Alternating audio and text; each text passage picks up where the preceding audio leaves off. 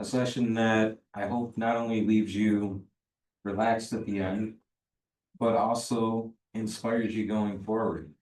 We're gonna cover just some real simple meditation exercises to get going, and then I'll lead you through a nice little guided meditation, and we'll see where we end up at the end.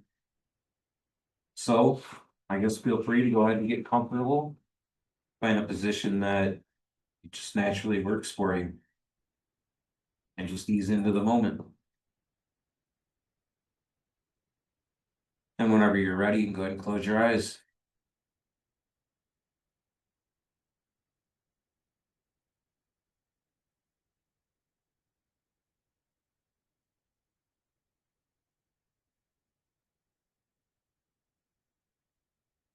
This is just going to be a very relaxed meditation. So, wherever you can pick up on your breath is perfectly okay. Just go ahead with your natural breathing pattern.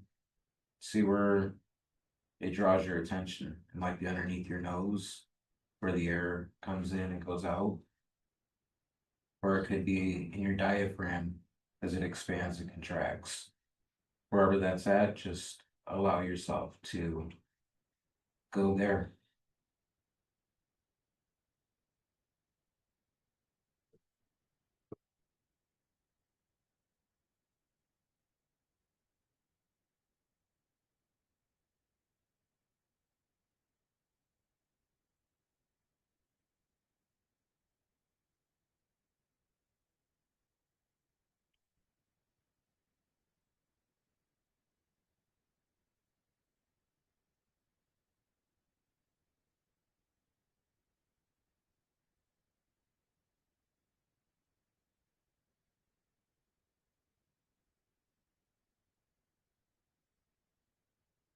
And if you're having thoughts that are pulling your attention away, that's perfectly okay. Just acknowledge the thought with a simple thank you, no thank you, and let it pass. And then bring yourself back into the moment.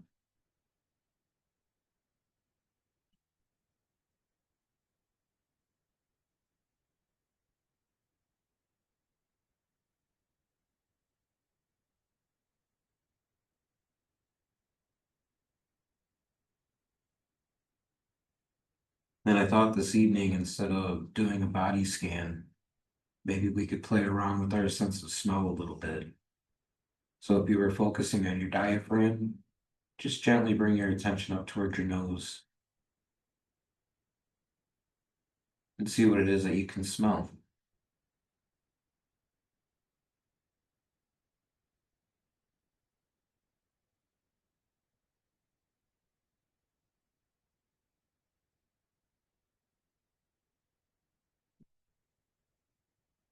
Maybe here in this room, you can pick up on the soft scent of cedar wood from the fire. And if that's what's helping you come closer to the moment, then just follow it in closer and closer to the fire.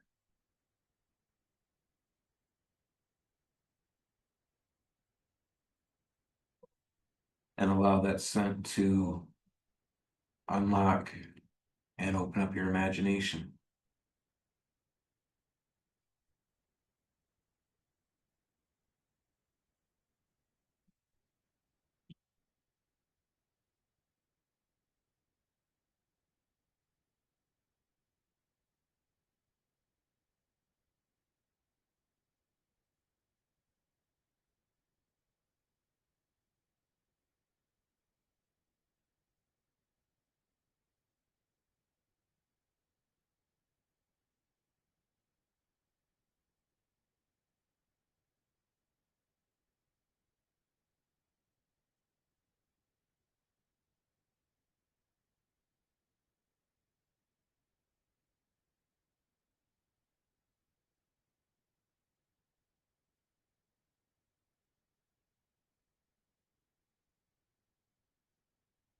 And as your imagination starts to open up, I wonder if you can see the stars that are up in the nighttime sky.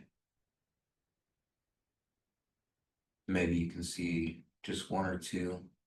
Maybe you can see an entire constellation.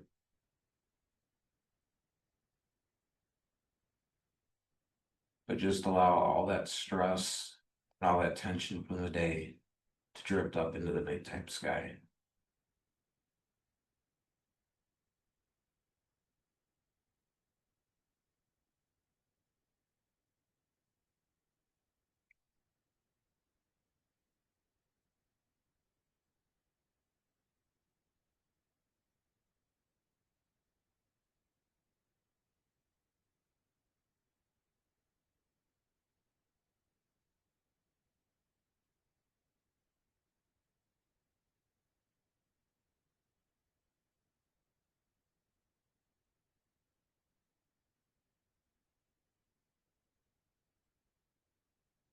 And another good technique here is to take time to just count each of those individual stars. It'll help you to settle in a little bit deeper and find a little bit more relaxation, as well as a great way to help yourself find grounding.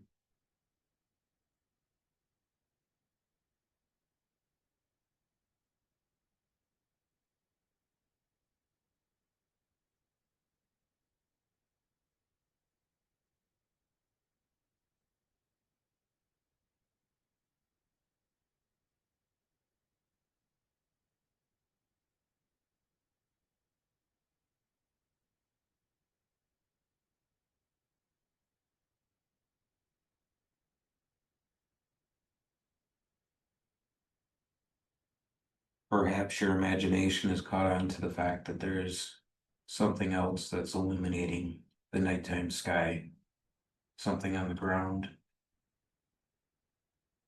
As we're gathered around a small fire, you can allow yourself to come back out of the sky, drift down around that fire, and just embrace the energy in the room.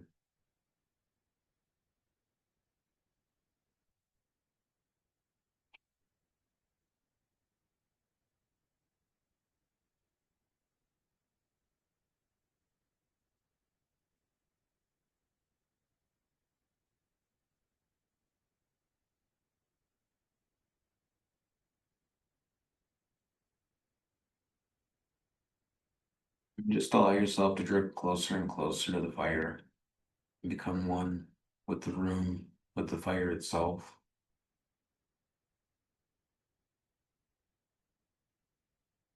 And we'll spend just a few minutes practicing holding ourselves there next to the fire and let it help you find a more firm level of grounding.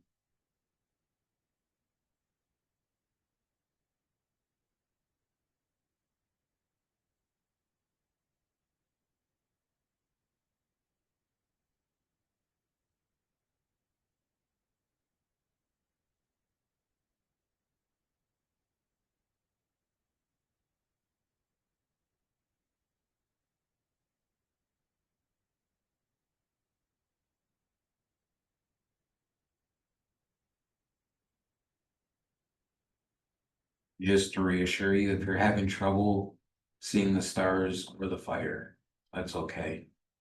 There's no need to judge. You can just simply be here. You can allow the energy of the room to just envelop you to help you find that same level of grounding.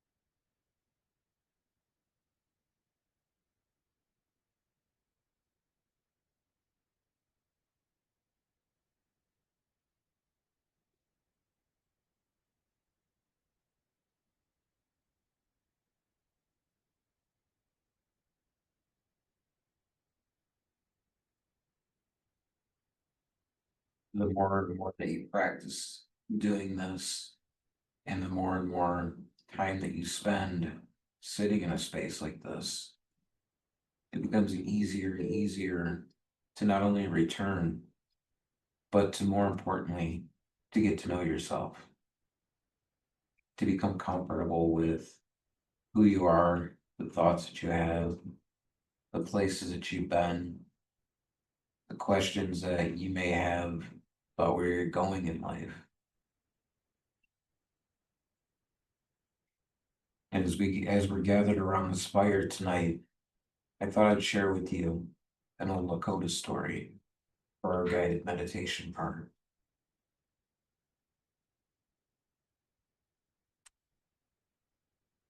About just that, about going going through life and looking back at the decisions that we've made, the labels that we've acquired, and wondering what would have happened if we've gone left instead of right,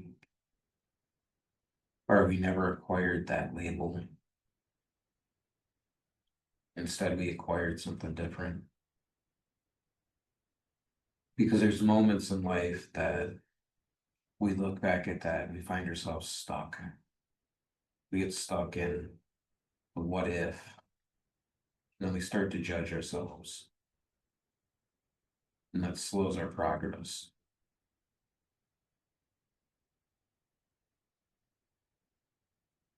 But a long time ago, there was this older, wise woman that was traveling from village to village. And when she arrived at this particular village, she sat down to rest around the fire. And these two prominent women sat down with her and began to speak about their lives and also the questions that they had about what if something was different. The first woman, she was a mother. She had raised 6 or 7 kids from babies to adults and devoted her life to that. While the second woman, she was married to a very important man in the village, and they chose to never have kids because they were afraid that it would interfere with his career and hinder their ability to travel.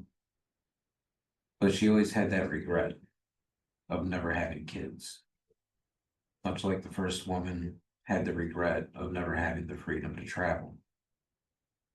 And the more and more that they discussed their regrets and the questions and concerns that they had, the old woman listened to both of their stories. And then from her bag, she pulled out 2 brown blank blankets and gave one to each of the ladies. Next, she pulled out a bunch of spools of threads, different colors, and handed them to them as well. Told them to go off and decorate the blankets, to tell a story about the lives that they wished that they would have had. They were both a little confused, but they did.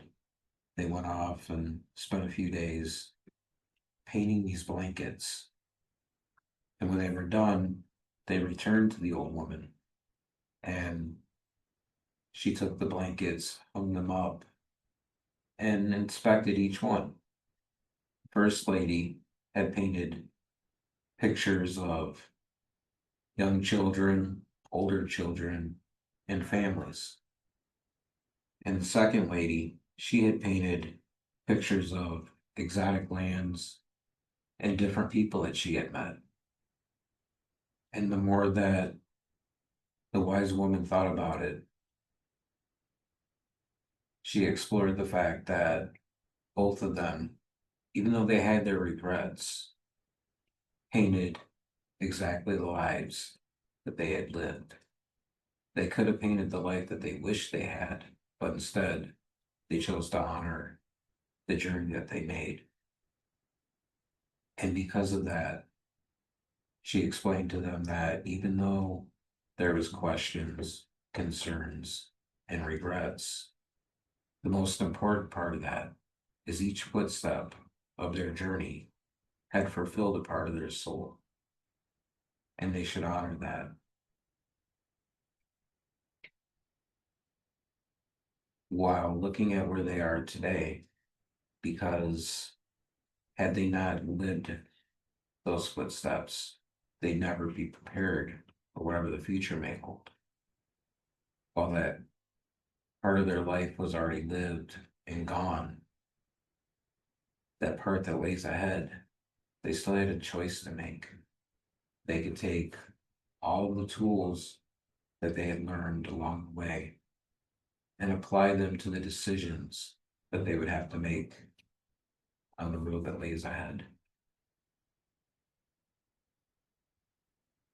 And for us, that's the exact same, because we go through our lives making decisions and having to look back and wonder what if. And then we form that judgment instead of giving ourselves the grace of realizing that those decisions, they were made based off of where we were at, the vocabulary that we were using, the environment we were in, the goals and aberrations that we had at the time. But none of that stuff defines who we are today. Today, we're gathered around this fire as completely brand new people. The only difference is now we have more tools in our toolbox. We have a wider vocabulary. Our goals and aberrations may be the same, or they may be different. But either way, we can take all of those tools that we have and we can make decisions that speak to where it is we want to go. Maybe we want to re-explore some of those places that we wonder what if about. We're never locked in one single path. We can always go back and try again.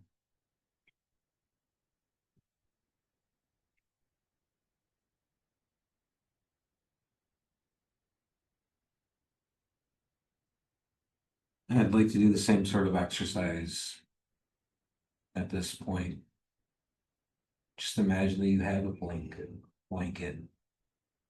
You have all the spools of thread.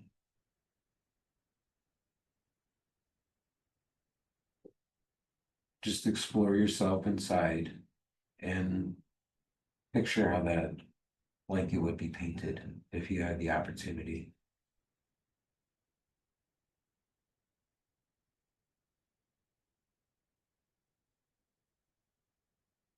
Would it look identical to the memories that you have, or would it be different?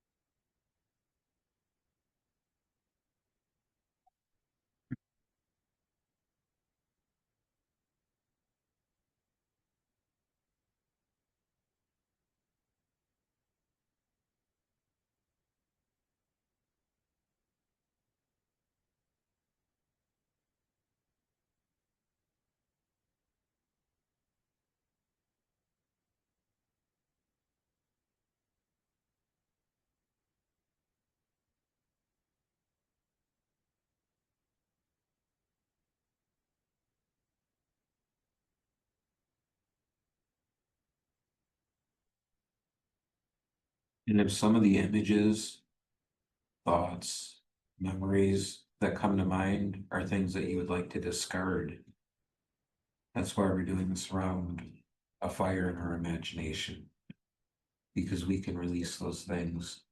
We can throw those into the fire and let them go. That's a decision that you can make now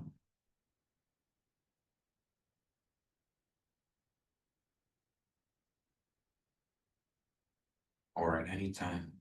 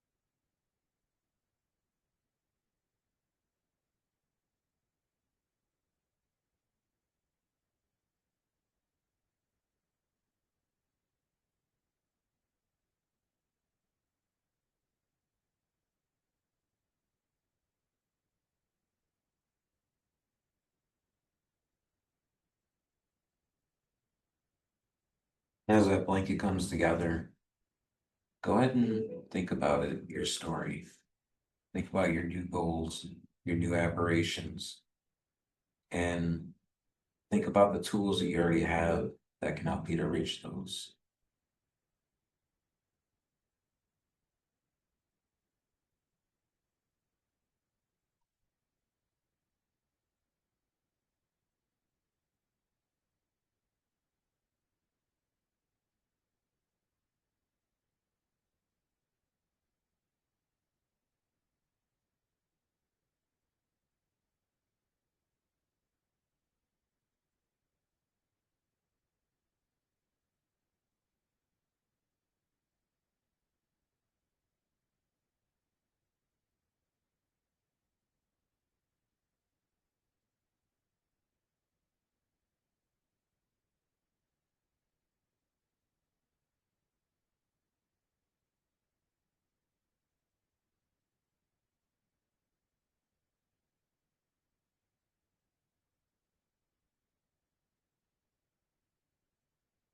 Each one of those tools that you're picturing, you should celebrate and give yourself credit for because they're an important piece of you. The more that you celebrate those things, the easier it is to find center, to be more mindful, to be more present.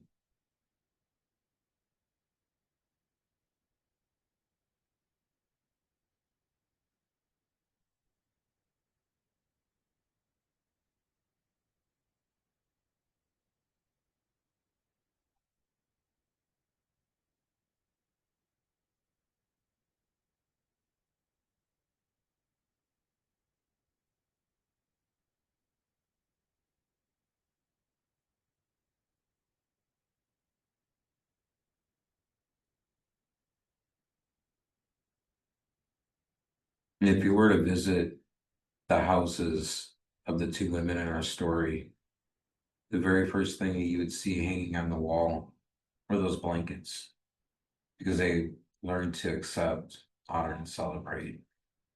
And I'm sure the more that you deepen this practice,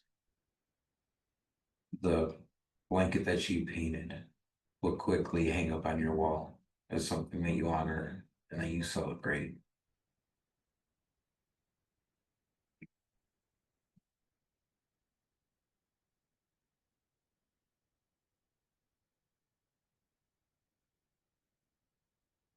Things like strength, perseverance,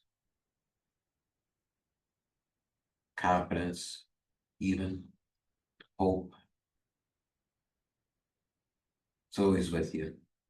And it's always some of the most powerful tools that you can tap into.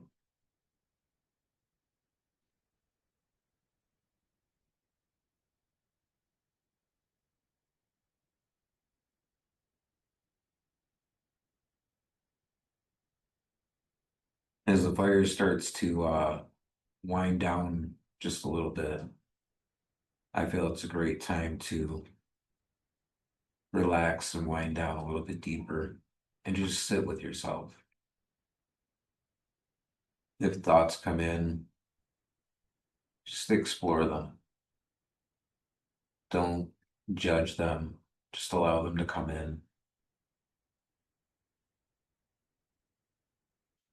And if nothing comes in, that's fine too.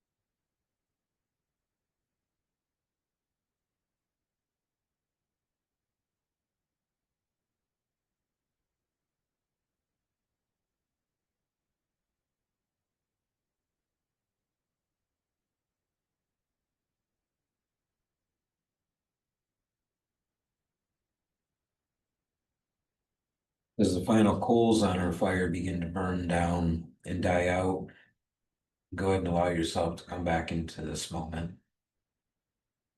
Just take as much time as you need.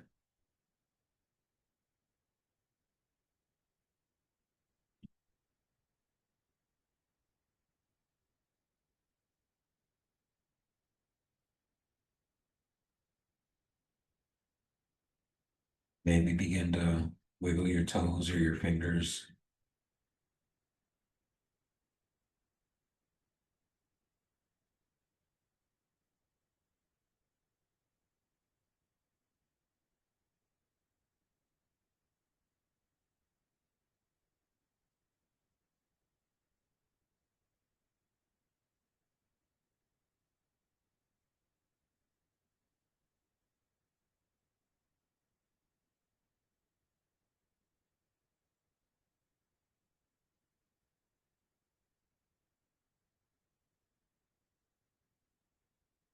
Ready? Open your eyes.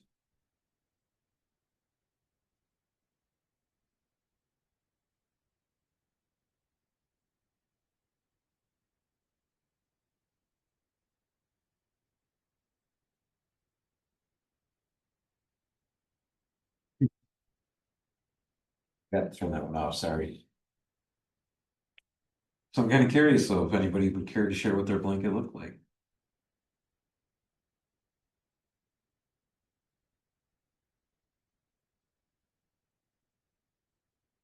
It's got a lot on it.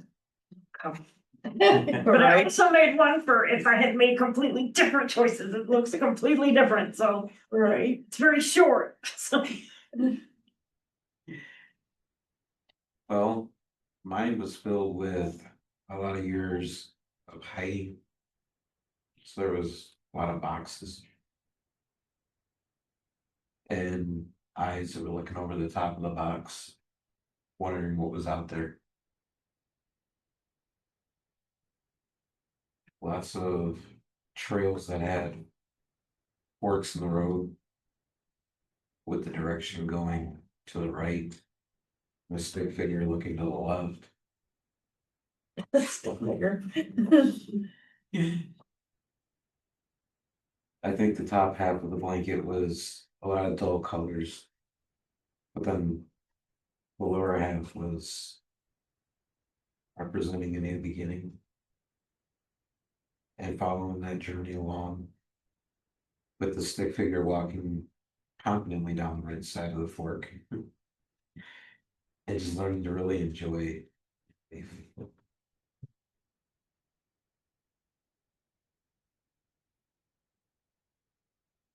then, of course, sitting on a stump, meditating.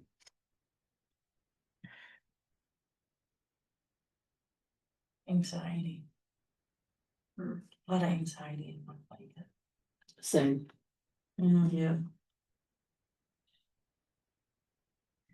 Anxiety is a tricky one. I just feel like my blanket is like, just grows. Look of anxiety. Anxiety is a tricky one, and that's where I feel like meditation has really been extremely beneficial because you got that freight train of thoughts coming. And then when you slow down and you put the stop button up, it stops pretty hard sometimes, but you do get that moment where you're back in control.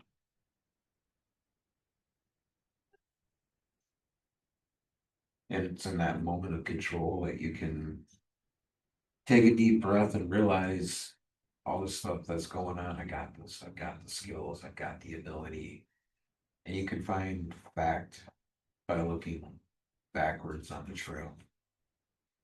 And that's where so much progress really comes, is looking at the facts of where you've been. Because we like to get caught up in the stories that we tell ourselves, but 99% of it is made up. And when you take the time to actually filter through the hypothesis of it, you find out pretty easily that the reality is you got this. See, I agree. But at the same time, in the moment, it's a lot of chaos, Well, of course, it's supposed to, you know? it's supposed to be challenging. A participant on Zoom has shared something. Crazy how the universe is talking today. I have 2 job phone interviews tomorrow due to layoff situation. Lately, all I keep thinking about is where I am today. What would have happened if I had gone left or right years ago? Tomorrow might be my left and right opportunity. Very cool. Very good, thanks for sharing. They should be. And you know, I think that's one of those situations where, again, you gotta find grounding and just really look at the facts of the situation, because if both places offer you a position, you look at which one's gonna benefit you the best in the long run.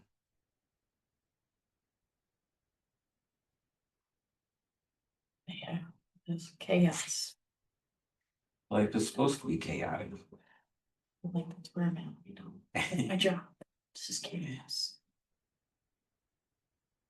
But you slow down and you just find your way through it. It's all about just being present.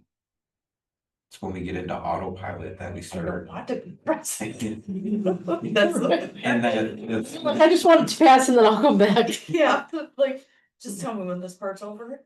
right. That's hard.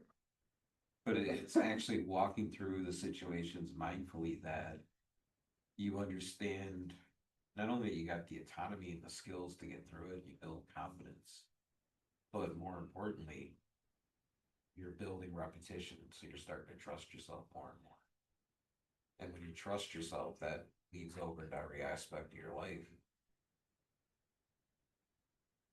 Then you find simple little ways to do it just to get through something. I mean, I just gave a class a couple weeks ago at my son's school, and for some reason doing this in front of teachers really petrified me.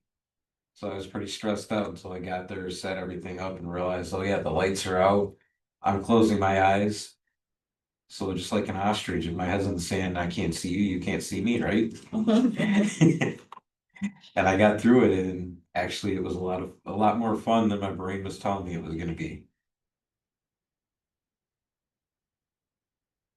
And I think that's something that we all, by spending time meditating, I think that's something you learn and gain more practice with. It's just the fact that you can trust yourself. You know, you guys all came here and you're sitting in a room around a little pretend fire because you trusted yourself enough to go with the idea.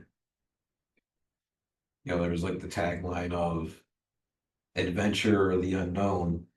Sounded like fun. And you trusted yourself to go do it.